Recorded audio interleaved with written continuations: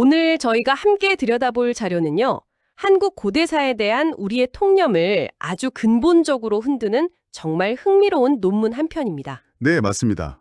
여러분, 학교 다닐 때 임나는 한반도 남쪽의 가야 지역이다. 이렇게 다들 배워보셨잖아요. 그렇죠. 거의 공식처럼 여겨졌죠. 그런데 오늘 자료는 과연 그럴까 하는 어찌 보면 아주 도발적인 질문을 던집니다. 사실 임나이콜 가야라는 공식은 굉장히 오랫동안 학계의 정설처럼 받아들여져 왔어요. 뭐 광개토대왕릉비에 나오는 임나가라라든지 다른 비문에 나오는 임나왕족 같은 기록들이 그 근거로 계속 제시됐고요. 그리고 오늘 우리가 아주 집중적으로 파헤쳐볼 삼국사기의 한 기록도 빼놓을 수가 없죠. 네. 이 논문은 마치 역사 탐정처럼 강수라는 단 한 명의 인물의 현미경을 딱 들이대면서 우리가 놓치고 있던 거대한 퍼즐 조각을 찾아냅니다. 맞아요. 오늘 저희의 임무는 이 논문의 논리를 하나하나 따라가면서 임나가량이라는 지명의 진짜 위치를 추적해보는 겁니다. 어쩌면 우리가 알던 고대사의 지도가 완전히 다시 그려져야 할지도 몰라요. 이 논쟁이 그냥 뭐 옛날 이야기 싸움이 아니라 정말 중요한 이유는요. 네. 임나를 어디로 보느냐에 따라서 고대 한일 관계의 역사가 완전히 다르게 해석되기 때문이에요. 아, 그렇군요. 특히 이 임나이콜 가야설은 일제강점기에 식민사관의 일부로 체계화되면서 고대 한반도 남부에 일본의 영향력이 아주 강하게 미쳤다는 주장의 핵심 근거로 사용되기도 했거든요. 아, 그래서 이 고리를 끊어내는 게 굉장히 중요한 과제였던 거죠. 그렇군요. 그럼 그 논쟁의 한가운데로 바로 한번 들어가 보죠. 모든 이야기의 시작이 강수라는 인물에게서 출발하는데요. 이 논문이 나오기 전까지 학계에서는 보통 강수를 어떤 사람으로 이해하고 있었나요? 보통은 대가야, 그러니까 가야 연맹이 신라에 완전히 복속된 후에 그 유민들을 신라의 여러 지역으로 옮겨 살게 했던 그 3인 정책의 대상자로 봤습니다. 아, 3인 정책이라면 정복한 지역의 유력 가문들을 수도 근처나 바른 지역으로 강제로 이주시켜서 힘을 빼고 뭐랄까 중앙 통치를 강화하려던 그 정책 말씀이시죠? 맞습니다. 그래서 강수는 원래 가야 귀족 출신인데 가문이 충주 지역으로 강제 이주당했고 거기서 태어나 자란 인물이다. 이렇게 해석을 해온 거예요. 아, 그러니 그가 나중에 신라 무열왕 앞에서 신은 본래 임나가량 사람입니다 라고 말했을 때 사람들은 너무나 자연스럽게 연결을 시킨 거죠. 강수가 가야 출신이니까? 네. 아, 임나는 당연히 가야겠구나 하고요. 이게 바로 기존 통설의 핵심적인 논리 구조였습니다. 와, 듣고 보니 굉장히 합리적으로 들리는데요. 패망한 나라의 귀족 후예가 자신의 뿌리를 잊지 않고 당당하게 밝히는 어찌 보면 좀 드라마틱한 장면이 연상되기도 하고요. 바로 그 지점에서 이 논문이 아주 날카로운 딴지를 겁니다. 오? 우리가 강수라는 인물의 정체성 자체를 완전히 잘못 알고 있었다는 거죠. 잘못 알고 있었다고요? 삼국사기 강수열전의 바로 그 첫 문장을 다시 한번 찬찬히 들여다볼 필요가 있습니다. 원문을 보면 이렇게 시작하거든요. 그의 아버지는 석채마마였다. 아버지는 석채남아였다. 잠깐만요. 석채라면 석이 성씨 아닌가요? 박, 석, 김 할 때 그 신라의 성씨요? 정확합니다. 여기서 석은 명백히 성씨예요. 와, 즉 강수의 아버지는 석씨였고 당연히 아들인 강수도 석씨라는 이야기가 됩니다. 강수라는 건 우리가 흔히 아는 이름이거나 혹은 그의 뛰어난 재능을 보고 왕이 특별히 내려준 칭호일 가능성이 높은 거죠. 세상에. 이 논문은 여기서 멈추지 않고 결정적인 증거를 하나 더 제시하는데요. 네. 바로 월성 석씨 대동보, 그러니까 석씨 가문의 족보입니다. 여기 저희가 준비한 족보 이미지를 한번 보시면 석채라는 이름 밑에 아들로 강수의 이름이 분명하게 기록되어 있습니다. 와, 이건 정말 생각지도 못한 반전인데요. 저는 지금껏 강수를 떠올릴 때 늘 그 대가야 멸망의 비극적인 이미지를 겹쳐봤는데 그렇죠. 그게 아니라 신라의 핵심 로열 패밀리 후손이었더니 인물에 대한 인상이 그냥 180도 바뀌네요. 네. 그리고 이 족보를 더 따라 올라가 보면 정말 놀라운 사실이 드러나는데요. 뭔데요? 그가 바로 신라 4대 왕이었던 석탈의 18세 손이라는 점입니다. 와, 가야 유민이 아니라 신라 왕위를 계승했던 왕족의 직계 후손이었던 겁니다. 이야, 이건 정말 판 전체를 뒤흔드는 발견이네요. 그럼 강수가 가야인이 아니라 신라 왕족 후손이라는 게 맞는다면 네. 그가 왕에게 했던 말, 신은 본래 임나가량 사람입니다. 이 문장은 대체 어떻게 해석해야 하는 거죠?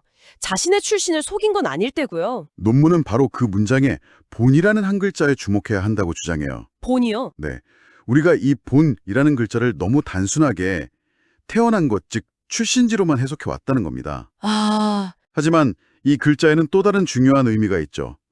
바로 근본, 뿌리라는 뜻입니다. 현대 한국인에게 아주 익숙한 개념인 본관과 연결되는 의미예요. 그러니까 전주희 씨, 김혜김 씨 할 때 그 본관이요. 내 성씨가 시작된 시조의 발원지를 뜻하는 거군요. 바로 그거예요. 이 논리의 핵심은 강수가 무열하게 한 말이 제 출생지는 이곳 충주이지만 저의 근본, 즉 제 성씨인 석씨의 뿌리가 되는 곳, 저희 시조께서 오신 곳이 바로 임나가량입니다. 라는 의미였다는 겁니다. 와, 자기소개는 할 때 출생지가 아니라 자기 가문의 유서 깊은 뿌리를 먼저 내세우는 것. 고대 귀족 사회에서는 충분히 가능한 일이죠. 와, 본이라는 한 글자의 해석을 바꾸니까 문장 전체의 의미가 완전히 달라지네요. 그렇죠. 그럼 이게 맞다면 임나가량의 위치를 찾기 위해서 우리가 추적해야 할 대상은 강수의 출신지가 아니라 그렇죠. 석씨의 시조인 석탈해의 출신지가 되는 거군요. 맞습니다. 이제 퍼즐의 조각은 강수에서 석탈해라는 인물로 완전히 옮겨가게 됩니다. 그가 어디에서 왔는지가 모든 미스터리의 열쇠가 되는 거죠. 이야기가 정말 점점 더 흥미진진해지네요. 그럼 역사 기록에서 석탈해는 어디서 온 인물이라고 이야기하고 있나요? 삼국사기나 삼국유사 같은 저희가 잘 아는 역사책에 단서가 있겠죠. 물론 있습니다.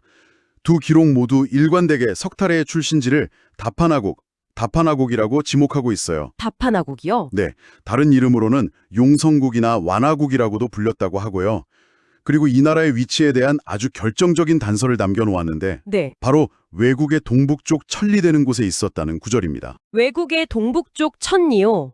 지금의 일본의 기준으로 동북쪽이라면 이건 명백히 한반도 남부의 가야 지역은 아니네요. 그렇죠. 방향부터가 완전히 다르잖아요. 맞아요. 가야 지역이라면 외에서 볼 때 북쪽이나 북서쪽에 가깝지 동북쪽이 될 수는 없죠. 이 기록만 봐도 석탈해의 고향, 즉 강수가 말한 임나가량은 한반도 내의 가야가 아닐 가능성이 매우 높아지는 겁니다. 단지 문헌 기록상의 방향뿐만 아니라 이 주장을 뒷받침할 만한 다른 증거들도 있나요? 논문에서는 어떤 것들을 제시하고 있죠? 논문은 여기서 한 걸음 더 나아가서 거의 과학에 가까운 증거와 다른 문헌적 증거들을 교차 검증하면서 주장을 강화합니다. 오, 첫 번째 증거가 아주 흥미로운데 바로 해류예요. 해류요. 네, 석탈의 탄생 설화를 보면 그가 괴짝에 담겨서 바다를 표류하다 신라에 도착했다는 내용이 나오잖아요. 네네. 알에서 태어난 박혁거세처럼 석탈에는 괴짝에서 나왔다고 하죠. 어릴 때 정말 신기하게 들었던 기억이 나요. 그 설화의 이동 경로를 보면 아주 재미있는 지점이 있어요. 석탈해가 탄 배가 처음에는 금관국, 그러니까 지금의 김해 앞바다에 도착했는데 사람들이 받으려 하지 않자 다시 동쪽으로 흘러가서 신라의 아진포, 지금의 경주 앞바다에 최종적으로 도착했다고 되어 있거든요. 김해를 거쳐서 경주로 갔다. 자, 여기 한반도 주변 해류도를 한번 보시죠. 이 흐름을 자연스럽게 만들려면 출발지가 어디여야 할까요? 바로 대마도와 일본 큐슈 사이의 해협에서 출발해야만 스시마 난류라는 강한 해류를 타고, 만약 출발지가 가야 지역의 어느 항구였다면 이런 경로가 만들어지기 거의 불가능합니다. 와, 이건 정말 신화나 설화로만 여겼던 이야기에 현대 해양학의 관점을 들이대니까 완전히 새로운 역사적 단서가 되네요. 그렇죠. 해류의 흐름 자체가 출발지가 한반도 남부가 아니었다는 걸 보여주는 물리적인 증거가 될 수 있다는 거잖아요. 굉장히 치밀한데요. 네, 고대인들의 항해는 바람과 해류의 절대적인 영향을 받았을 테니까요. 두 번째로 환단고기의 일부인 태백일사라는 다른 사료를 보면요. 네. 다파라국, 즉 바파라국이 원래 일본 규슈의 구마모토 지역에 있었으며 나중에 임나와 연합했다는 구체적인 기록이 등장합니다. 아, 그쵸. 네, 이 논문에서는 다른 증거들과 교차 검증되는 보조자료로서 그 가능성을 제시하고 있는 거죠. 마지막으로 또 하나 재미있는 증거가 있네요. 조선시대에 만들어진 조선 팔도 고금총람도라는 고지도인데요. 맞습니다. 여기 보니까 대마도 옆에 바파나국이라는 지명이 선명하게 그려져 있어요.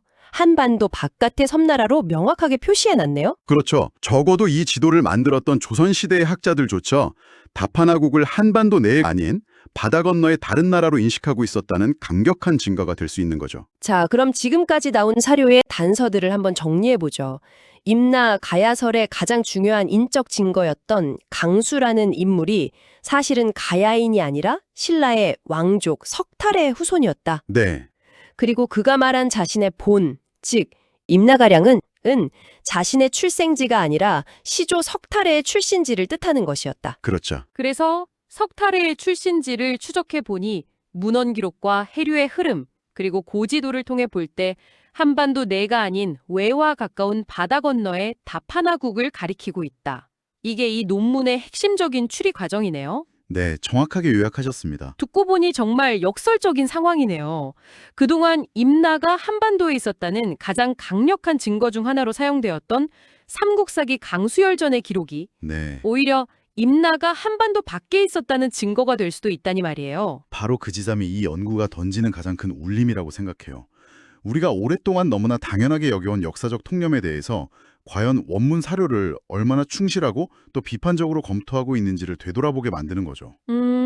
본이라는 한 글자의 해석, 한 인물의 족보를 다시 들여다보는 것만으로도 고대사를 바라보는 거대한 패러다임 자체가 흔들릴 수 있다는 걸 보여주는 정말 흥미로운 사례입니다. 적어도 임나, 는, 가야라는 절대적인 등식에 아주 강력한 균열을 냈다는 점, 그리고 그 논증 과정이 매우 치밀하다는 점에서 큰 의미가 있죠. 네, 기존의 통념이 얼마나 허술한 기반 위에 서 있었는지를 보여준 것만으로도 대단한 성과라고 할 수 있습니다. 이 논문의 주장이 설득력을 얻게 된다면 우리는 가야의 역사를 임나라는 어떤 정치적인 프레임에서 벗어나서 독자적이고 주체적인 역사로 온전히 다시 바라볼 필요가 생기겠네요. 맞습니다. 가야는 가야인 거지. 누군가의 임나가 아니었던 거죠. 아주 중요한 지적이에요. 가야사 연구의 새로운 지평이 열릴 수도 있는 거고요. 오늘 이야기를 쭉 따라와 보니 마지막으로 이런 질문이 떠오르네요. 한 사람의 성씨처럼 명백해 보이는 사실조차 수십, 수백 년 동안 거대한 오해의 출발점이 될 수 있었다면 과연 우리가 알고 있는 수많은 고대사의 기록들 속에는 또 어떤 거대한 오해들이 숨어 있을까요? 어쩌면 역사는 이미 다 쓰여서 책장에 꽂힌 이야기가 아니라 우리의 새로운 질문과 관점을 통해 계속해서 재발견되기를 기다리는 거대한 퍼즐일지도 모르겠습니다.